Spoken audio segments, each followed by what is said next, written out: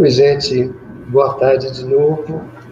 Eu poderia falar aqui o dia inteiro, a noite inteira, a semana inteira, que eu não falaria um milímetro, um milésimo do que a Eulália vai falar para a gente. Então, eu acho que nós não podemos perder tempo.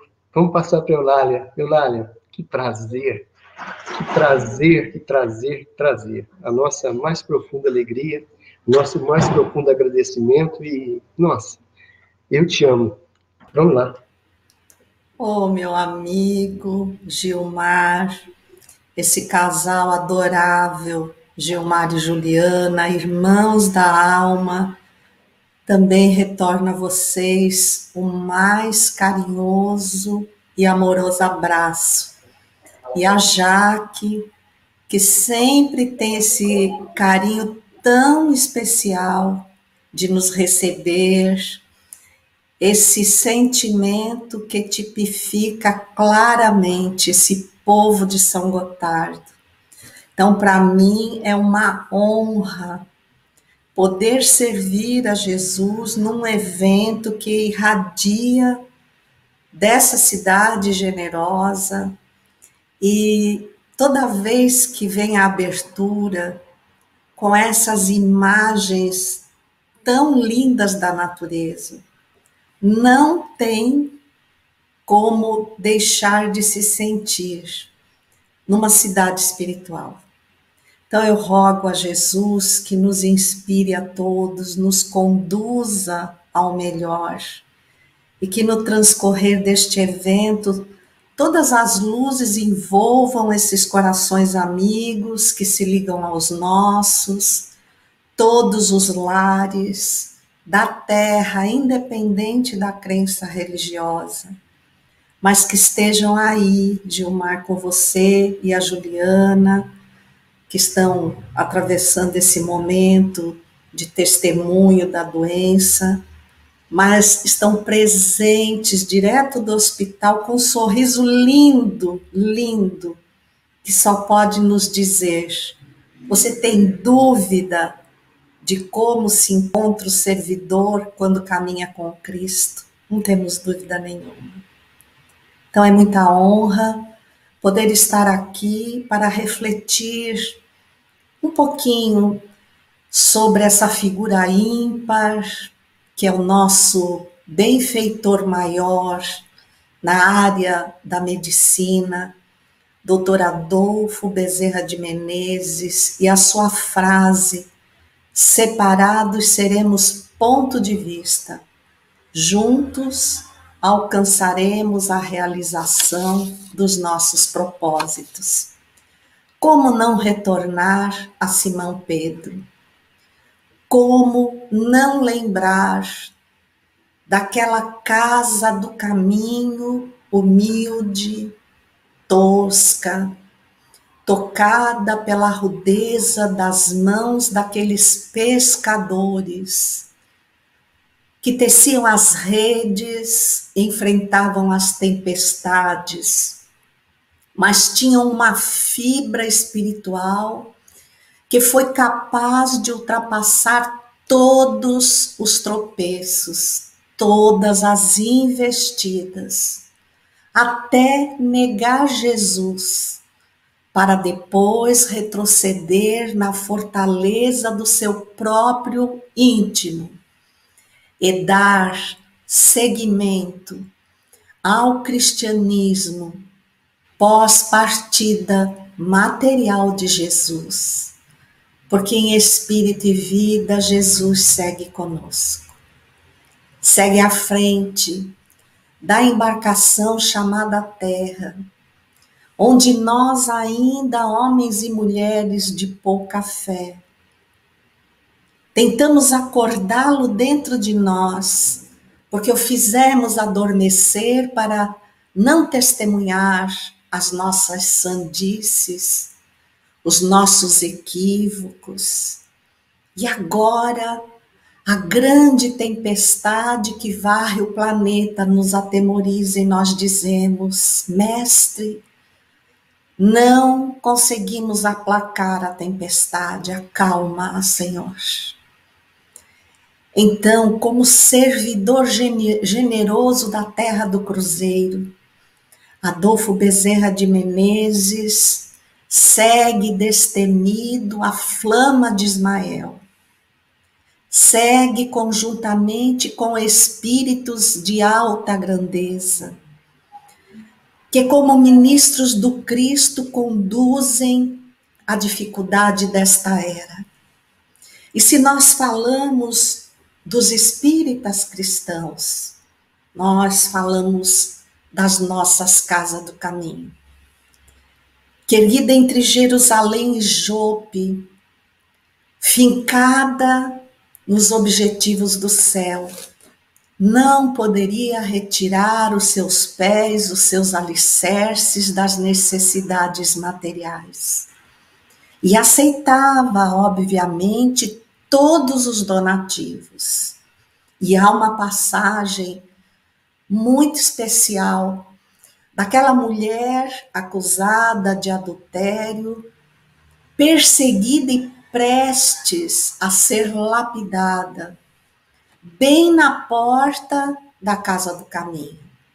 E óbvio, embora essa porta estivesse encostada, por conta das suas mantenedoras maiores, que eram as senhoras da alta sociedade romana, ou trocando em miúdos, as cônjuges dos homens que provavelmente dividiam o leito com aquela mulher agora fugindo do apedrejamento. Mas a capa hipócrita dessa sociedade as colocava no mais alto patamar da dignidade, da honradez, porque deitavam daquilo que lhes sobrava as obras de caridade, provavelmente, para serem levadas em conta essas doações, amenizando a consciência, ou o castigo em que acreditavam ser a maior punidade de Deus. Mas a mulher, em luta pela própria vida, empurra a porta e adentra o grande hall da casa do caminho. Todos se surpreenderam, mas afinal, a finalidade da casa do caminho não era acolher os que por ali passavam em qualquer regime de necessidade. Afinal, por onde andou Jesus, a quem ele mais buscou e atendeu, senão os pobres, os estropiados, que nós vemos explícitos em muitas curas físicas, mas que o Espiritismo nos clareia dizendo que as dores e as doenças eram morais. Dar um alívio ao corpo era como fornecer um combustível renovador da fé para que eles continuassem buscando o aprimoramento moral, a verdadeira, a definitiva cura. Aquela mulher roga-lhe: acolham-me por misericórdia, eu não tenho culpa, eu não quero morrer. Ela talvez os servisse pela imperiosa necessidade da sobrevivência. Mas aqueles homens que lhe pagavam, a procuravam pelas más inclinações, pelos vícios morais que Jesus combatia ardorosamente. Pedro não sabia o que fazer. Sentiu o olhar reprochável daquelas mulheres que se ofereciam haveres e valores para a manutenção da casa do caminho, visivelmente agora cobravam Pedro, ameaçavam-no apenas com o olhar: se a atenderes, nós vamos embora.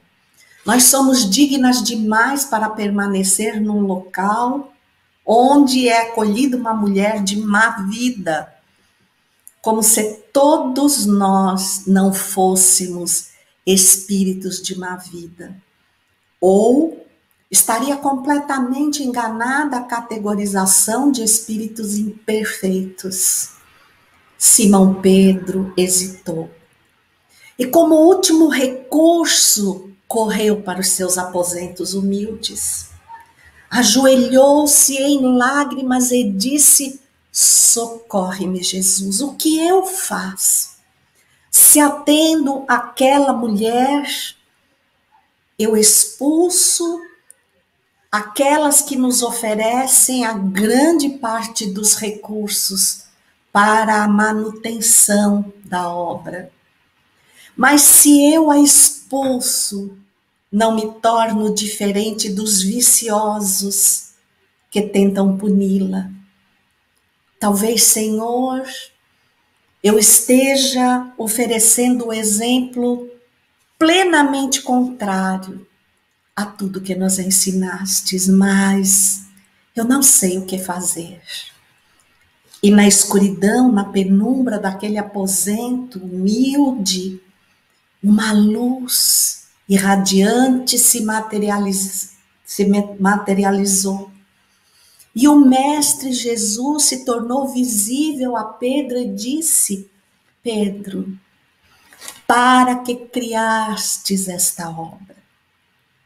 Para atender aos objetivos do céu ou aos interesses da terra? Os objetivos do céu são altamente desafiadores e muitas vezes passam ao largo dos interesses da terra. Então também são apedrejados, vilipendiados, ofendidos, esquecidos. Mas aquilo que provém do Pai não encontra ainda a ressonância com o que se encontra na matéria. E Pedro entendeu.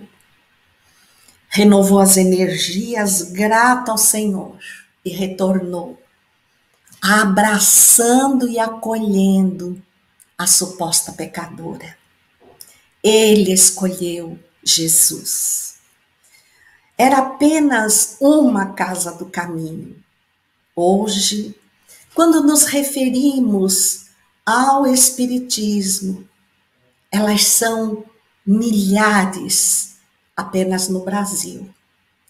E este apóstolo da bondade, da misericórdia, esse mesmo que foi procurado por Celina, a mensageira dileta de Maria de Nazaré, a mãe de Jesus, para que ele alçasse ante a sua envergadura moral voos a outros páramos, a outras plagas, a outras casas espirituais, para talvez juntando-se ao ministério do Cristo, dos altiplanos, realizar um trabalho esplendoroso.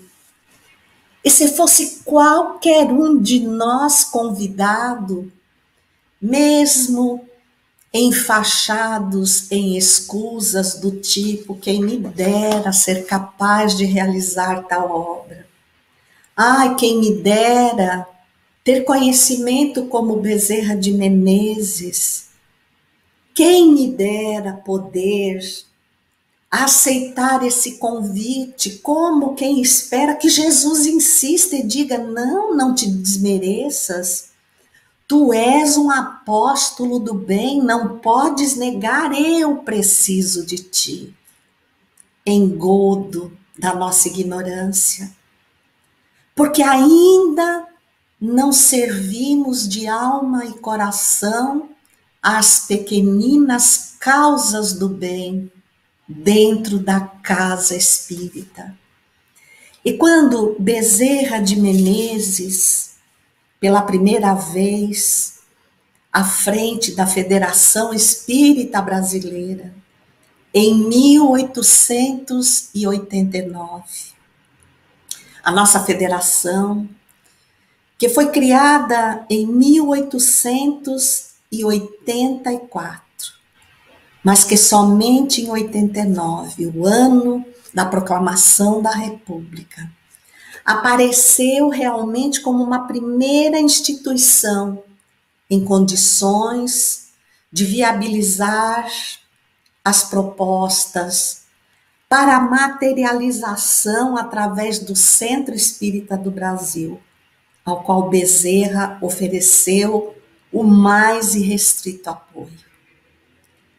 Recordando que Bezerra de Menezes passou por testemunhos atrozes, como a perda de 2 dos seus filhos. Sua filha, que tinha aproximadamente 10 anos de idade, e seu filho recém-nascido, um atrás do outro, nesse mesmo ano de 1889. Ela, a 11 de abril, a sua Cristiana, e o recém-nascido João, em outubro do mesmo ano. Mas a fibra desse espírito de envergadura não se amolentou. Ele seguiu. Ele honrou o campo da política brasileira sem conspurcar a moralidade que aprendera, acima de tudo, com Jesus.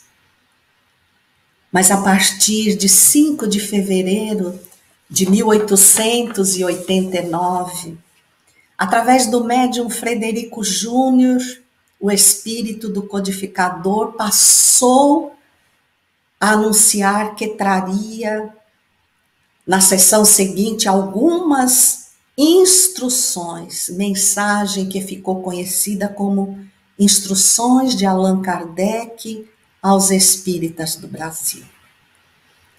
E Bezerra de Menezes desfraldou a bandeira de Ismael, Deus, Cristo e caridade, com renúncia absoluta de todas as aquisições econômicas, de toda a projeção pessoal, que Kardec, no questionamento da pergunta 895 aos benfeitores espirituais, coloca que o interesse pessoal é o maior obstáculo à materialização do bem na Terra.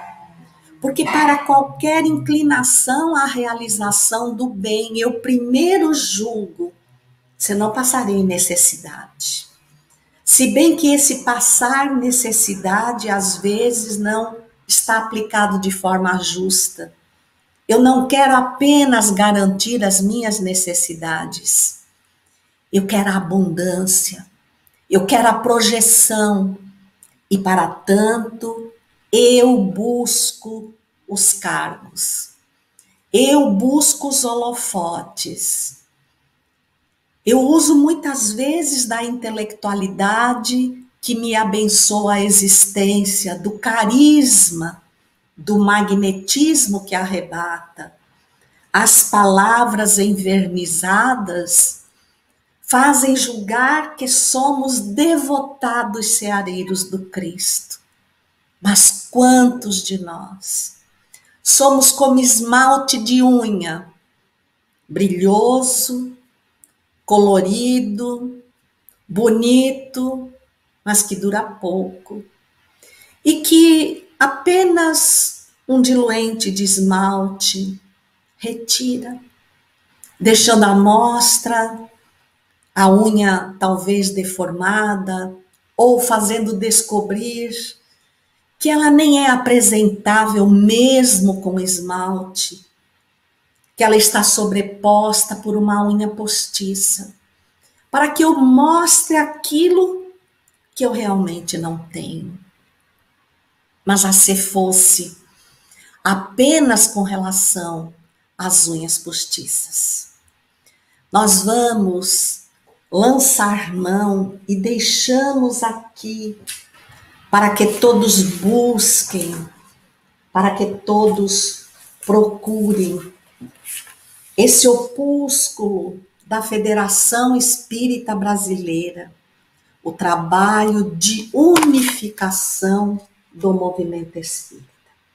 Você tem disponível para download, para que consigamos compreender, porque separados somos apenas pontos de vista. E o que mais temos visto são pontos de vista. Pontos mesmo. Pontos que não permitem um parágrafo novo.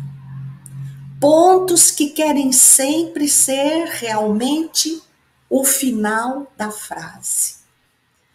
Que não são resistentes à mais sutil pergunta, quando na realidade fomos chamados inúmeras vezes à atenção pelos espíritos da codificação e lançando mão de um livro dos espíritos, no seu pouco conhecido, aqui conhecido como estudado, capítulo 31, dissertações espíritas, mensagens desses benfeitores que elaboraram todo o material de que Kardec se serviu para o compêndio da codificação,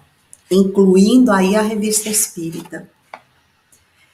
E que ele categoriza neste capítulo 31, dividindo-os em setores, em itens relativos à doutrina, aos médiuns e às instituições espíritas, às sociedades espíritas. E logo no primeiro item que fala sobre as sociedades espíritas, que é o item 16, assinado nada mais, nada menos do que por Santo Agostinho, há uma pequena frase que precisa ser destacada e que diz: formai, portanto, um feixe e sereis fortes, e os espíritos maus não prevalecerão contra vós.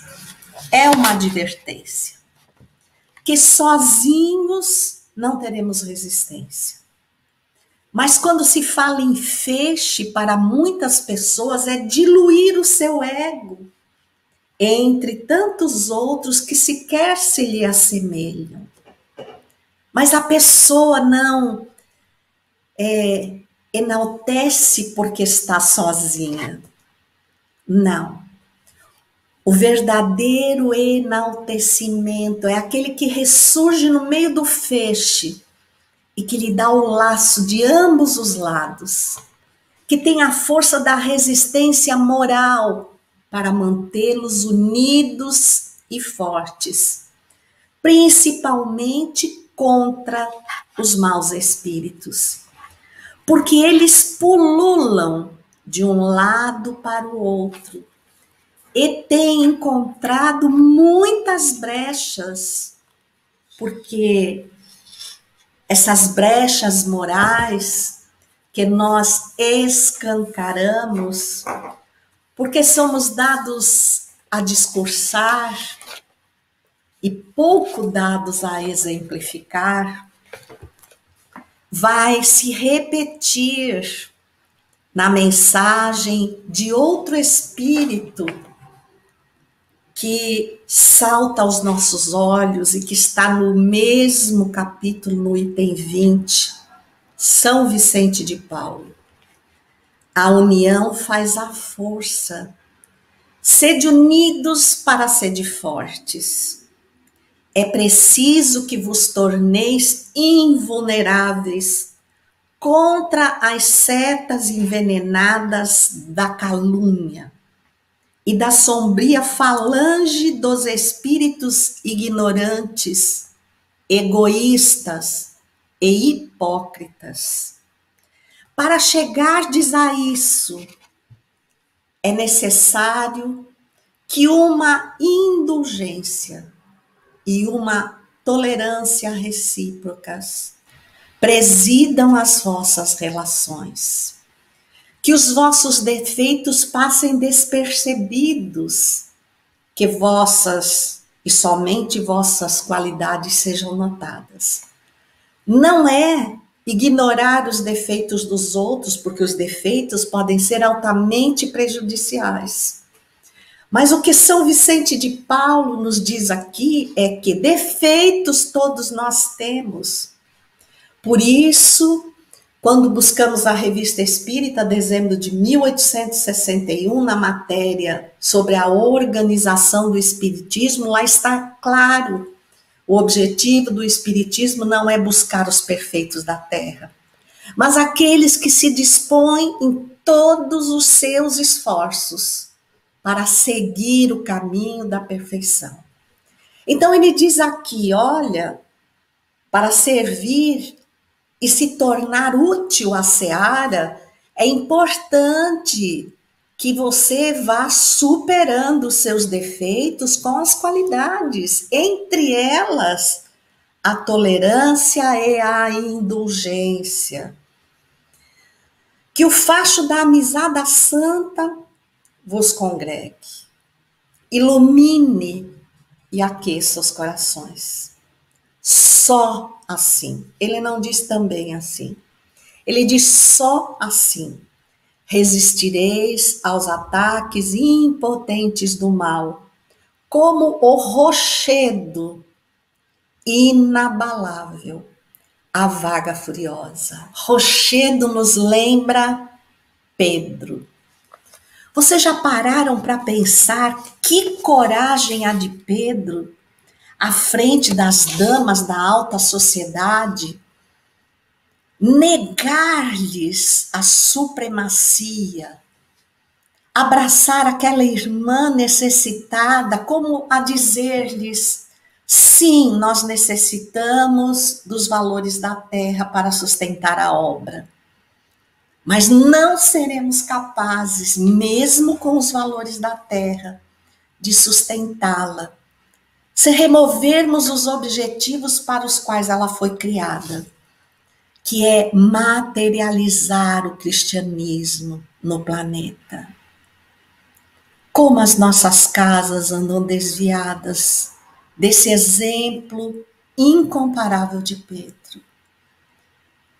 Como nossas casas têm se transformado em palco de egos adoecidos, que hipocritamente se revestem de humildade, que muitas vezes, sim, caminham com disciplina à frente das tarefas, que dizem presente às tarefas que julgam de porte das suas elevadas capacidades morais. Aquele que pensa colocar um curativo na ferida do espírito que se comunica através da nossa reunião mediúnica, jamais o faria na perna ferida, na chaga aberta e pútrida de qualquer irmão da caminhada, que compareça presencialmente à casa espírita, rogando misericórdia. Ele acha que esse é um trabalho de menos-valia, afeito para os mais rudes e menos intelectivos, talvez com menos sensibilidade mediúnica, porque aquela impressão lhes causa muita dor e fragilidade. Não é a sensibilidade mediúnica que causa fragilidade, mas é a fragilidade moral que sensibiliza tanto essa alma adoecida que pensa que serve a Jesus, sem servi-lo de fato, sem deixar de servir a si mesmo, em primeiro lugar. Nós precisamos atentar para o que Bezerra de Menezes e outros espíritos da codificação, o que o nosso Allan Kardec nos coloca e nos traz claramente obras póstumas, em sua segunda parte, é difícil dizer qual item de obras póstumas nos cativa tanto, porque ele nos revela coisas posteriores à partida de Kardec, que não estavam mais em suas mãos serem reveladas e talvez por ele não fossem, mas que nos mostram a dimensão da dor com que ele ombreou, do caminho que ele trilhou, e nunca lhe vimos na face uma rusga de tédio, de revolta ou de desespero. Quando vemos o item Minha Missão, ele pergunta ao Espírito de verdade: Bom Espírito, eu desejara saber o que pensas de minha missão, que alguns espíritos me assinalaram.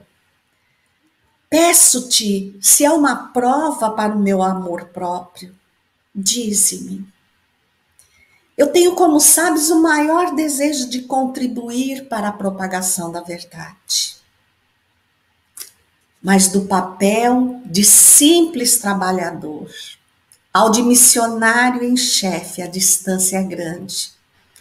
E não percebo que justificar em mim tal graça. De preferência a tantos outros que possuem talento e qualidades que não disponho.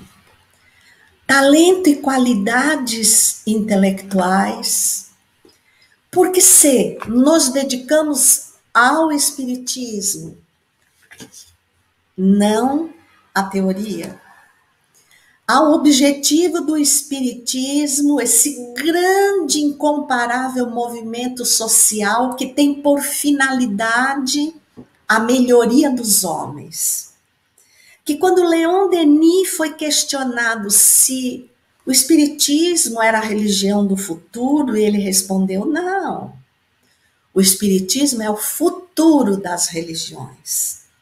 Porque já então não precisaremos de dogmas impostos por pessoas ditas infalíveis para sermos santificados.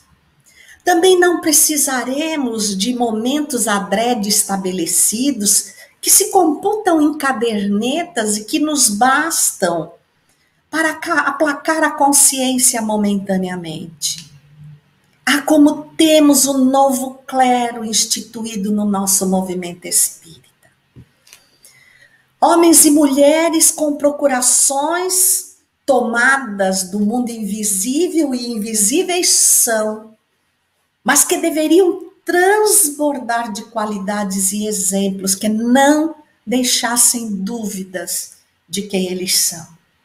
Ao contrário de Kardec, que não se julgava à altura e que diz: esta missão é prova para o meu amor próprio, e recebe a resposta: confirmo o que te foi dito, mas recomendo-te muita discrição se quiseres sair-te bem.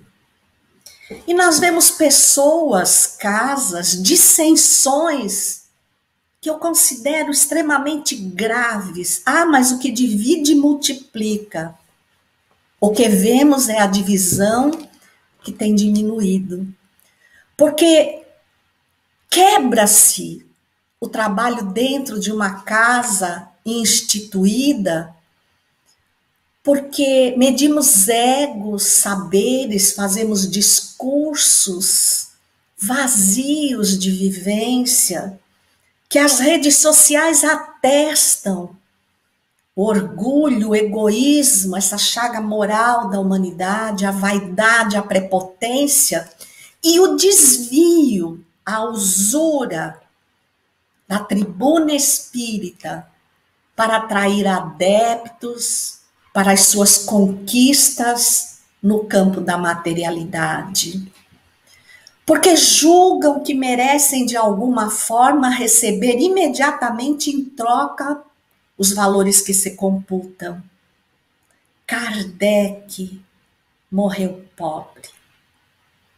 Não há história de um apóstolo ou um discípulo de Jesus enriquecido na refrega moral, no caminho da exemplificação do cristianismo, que o Espiritismo nos põe em miúdos e nos oferece por treinamento à excelência da casa espírita, que vem sido extremamente vulgarizada, porque eu quero levar para dentro da casa o que sobra na sociedade doente, moralmente decaída, para me sentir à vontade, sem me preocupar se leso aqueles que chegam agora à ideia que farão do que é a doutrina espírita. O movimento espírita não é a doutrina espírita. O movimento espírita é a demonstração da doutrina espírita pendurada na compreensão daqueles que se envolvem nele. Mas costuma ser o primeiro caminho por onde chega o neófito. Porque ele está em dor, ele vai ao centro espírita buscar o alívio, mesmo sendo de outra religião. E aquilo que nós lhe oferecemos, ele leva consigo como uma experiência espírita. E o que vemos na maioria das vezes é uma experiência espiritualista de superfície, sem alicerces que se sustentem na hora da tempestade. E é por isso que se quebra tão fácil a hegemonia de um grupo espírita. É por isso que é tão fácil aos espíritos infelizes e até com pouco trabalho, e vou dizer mais, segundo nossa mentora espiritual, até um pouco entediante para os obsessores, que às vezes chegam a uma casa, olham e dizem, não, eu não quero não. Eu não quero intervir para diluir, porque não tem graça, eu não vou ter esforço nenhum, não vou provar nada, não vou crescer. Eles mesmos caem. Não, deixa esse para um iniciante. É assim. E a prova de que é assim, porque eu falo para vocês e falo para mim. Então, se dói ao coração de vocês, tenho certeza que dói no meu. Porque a nossa casa não foge à regra. É fácil. É olhar este tempo de pandemia em que a casa espírita, em um dos seus canais de expressão, que nós não usávamos, que é a virtualidade, que também está na ambiência espiritual, porque o Centro Espírita, Divaldo Pereira Franco, o grande tribuno, nos ofereceu e nos oferece maravilhosas explanações.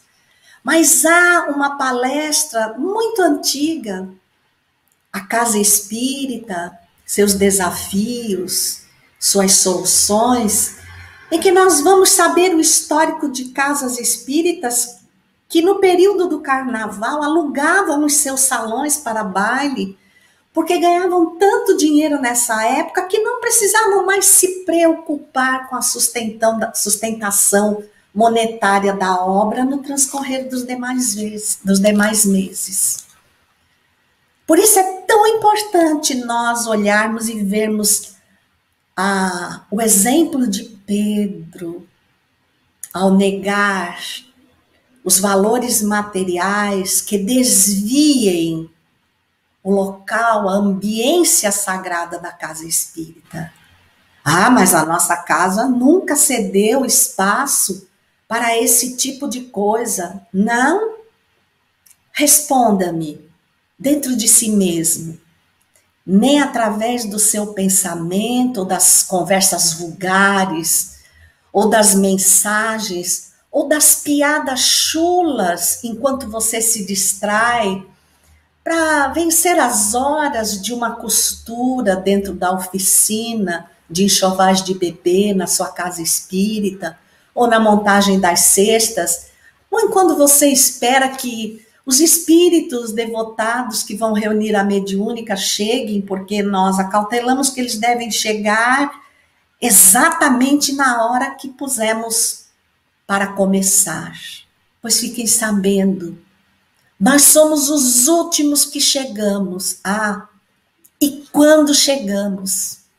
Porque muitas vezes vamos, mas não estamos.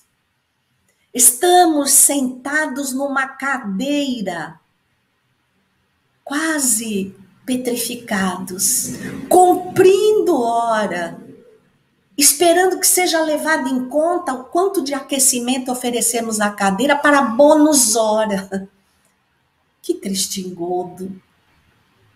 E por esse engodo, essa ignorância, nós temos ofendido o movimento espírita, mas nunca a doutrina dos espíritos.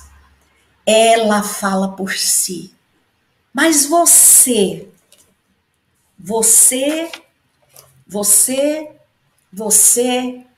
eu, todos nós, separados, nós só somos pontos de vista.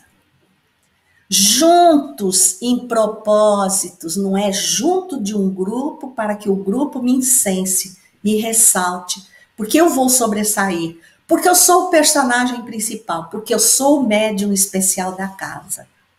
Aí é propósito raso, não é de fundo de alma. Essas casas criadas no atropelo dos egos são tão frágeis que logo findam. E as pessoas que estão lá fora dizem, centro espírita, nem leva em conta, é coisa que abre hoje para fechar amanhã. Eu já nem sei em quantos fui. E aí, os que estão mais preocupados em ter muita gente nos seus centros espíritas, do que em ter muito espiritismo na casa espírita,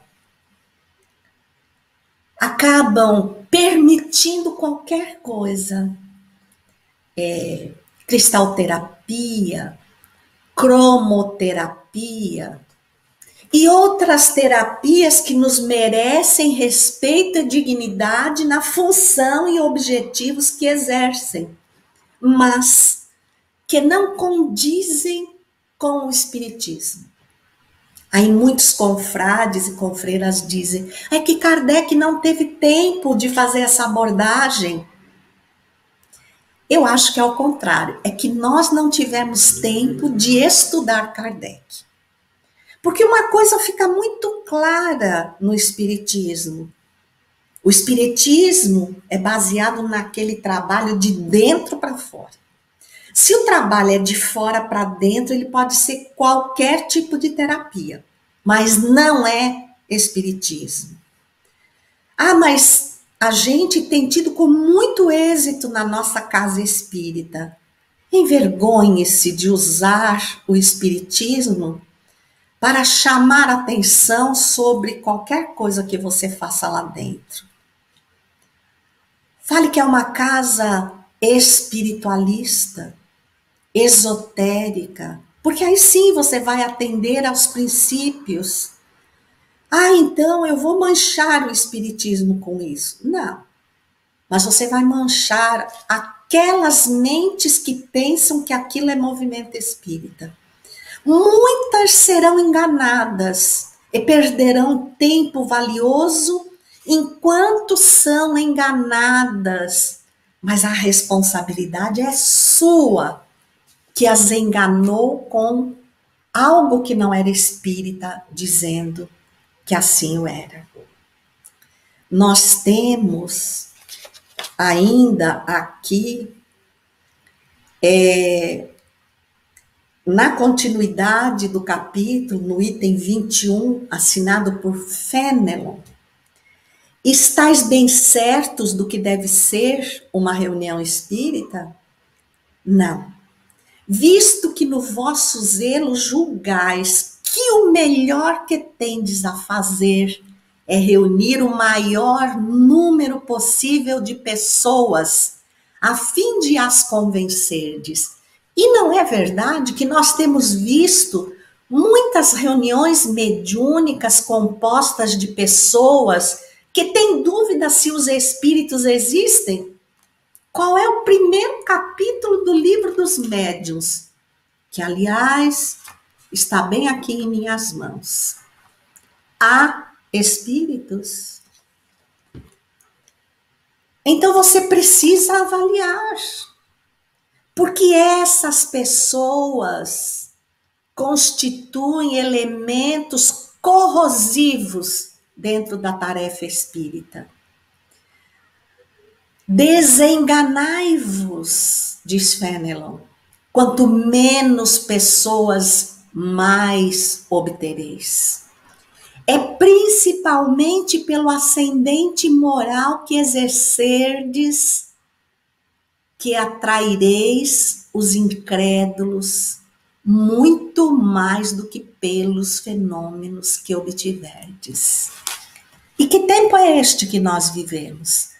Tempo de que aqueles que participam das verdadeiras reuniões mediúnicas, não aquelas que muitas casas oferecem para presentear as senhoras da alta sociedade de Israel pelas doações materiais, que permitem que pessoas despreparadas, como uma espécie de premiação, compareçam às reuniões mediúnicas sem nenhum abalizamento do espiritismo, sem saber a importância indispensável de mover todos os esforços para domar as suas más inclinações. Porque se não tiver esforços, com certeza temos uma multidão de obsidiados. E não é o que está acontecendo que vem varrendo as fileiras espíritas, pessoas entusiasmadas, ou que nem estão sediadas, sedimentadas, alicerçadas numa casa espírita, trabalhando efetivamente, mas que se julgam por grande porte e capacitação, dignas de palestrar no movimento espírita, que só deveria ser dos trabalhadores espíritas. Sim, vai ser uma vitrine para os não espíritas, para os detratores, para aqueles que querem conhecer, mas aí a gente fica sossegado, porque a vitrine pode ser humilde, pode falar travado, mas não é movida pelo interesse pessoal. É farta de exemplos, faz um feixe de luz com o mundo espiritual. É firme de ânimo e bom de coração. Pode não preencher os requisitos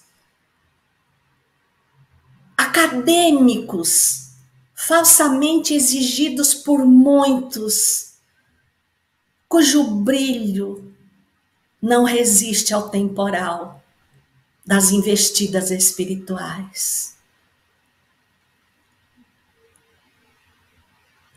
Não materializam o cristianismo na terra.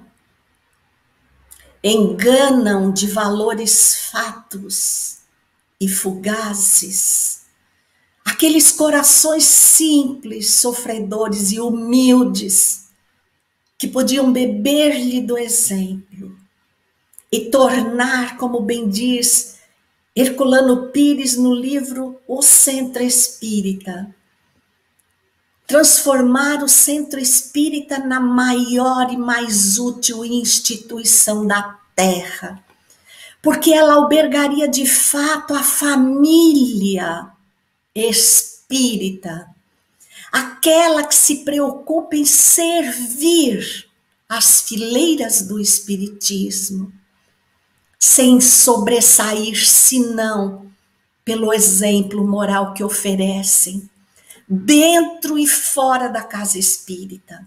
Aliás, muito mais fora da casa espírita, porque dentro é fácil, é pouco tempo e uma boa maquiagem serve para disfarçar.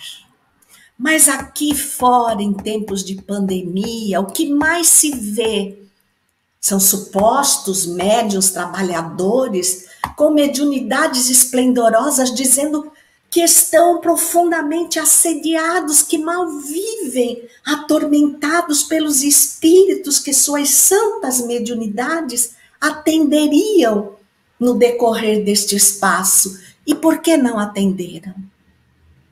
Porque não teve reunião mediúnica. Quem disse isso para você? Você quer dizer que não teve a parte física da reunião mediúnica, que aliás é a mais falível, que aliás é talvez a que mais frustrasse os objetivos das reuniões mediúnicas, porque nem sempre o motivo que nos levava a ela condizia com os objetivos espirituais.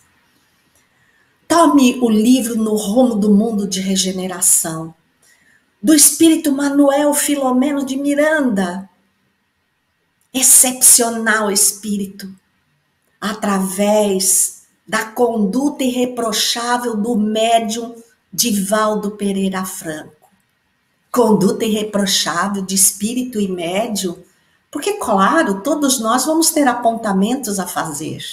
E normalmente fazemos os que estão mais fácil de ver, porque existem em nós. E enquanto desviamos a atenção para o outro, tiram a atenção de nós.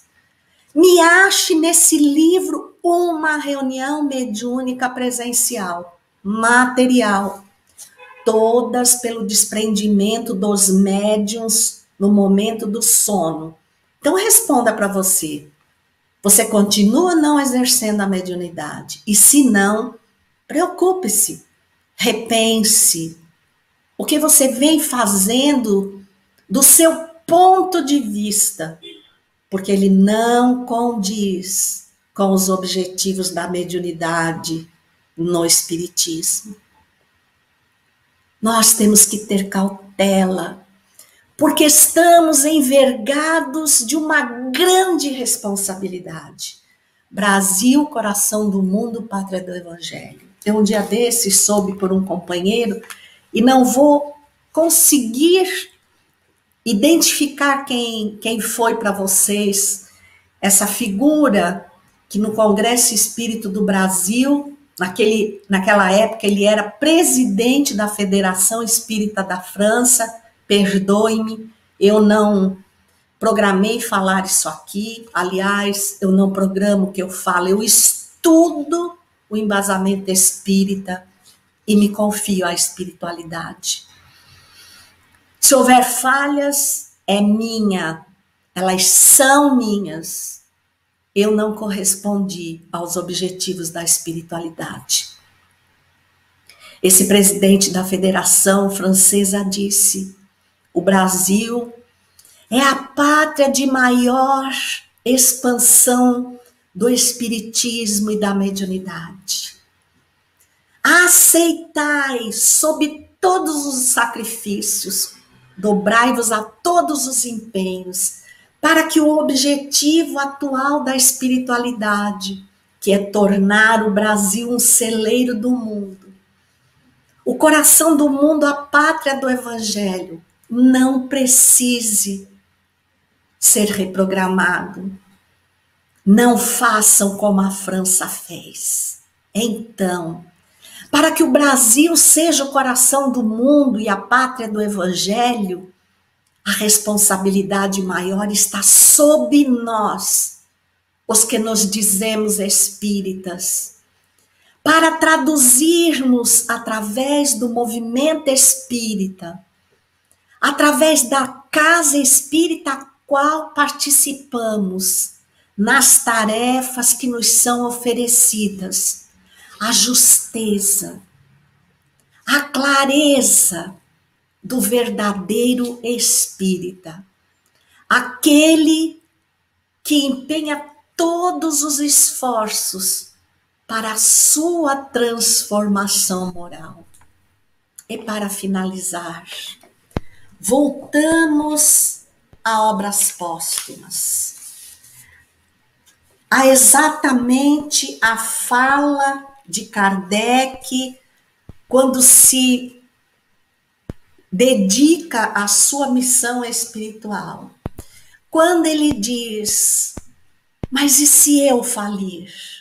E o Espírito de verdade lhe responde, você acha mesmo que uma tarefa deste porte nós apoiaríamos no ombro de uma única pessoa? Claro que não. Se você falir, não perde o espiritismo.